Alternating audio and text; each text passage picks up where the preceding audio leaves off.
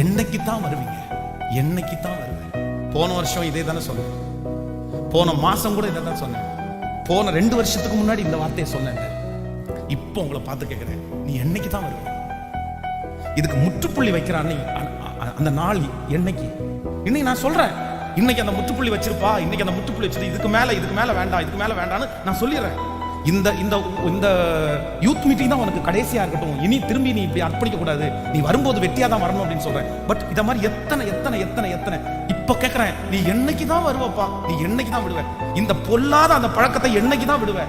அந்த பொல்லாத அந்த பொருளை என்னைக்கு தான் நீ தூக்கி போடுவ? என்னைக்கு தான் தூக்கி போடுவ?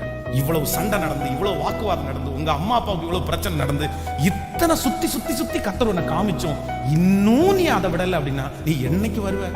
எல்லாம் அழிஞ்சு போனதுக்கு அப்புறமா சொல்லுங்க, எல்லாம் உன்னை விட்டு போனதுக்கு அப்புறமா என்னமோ கத்தர் உன்னை கைவிடாம வச்சிருக்காரு, அதுக்கு இடையில ஏதாவது நடந்துச்சு அப்படின்னா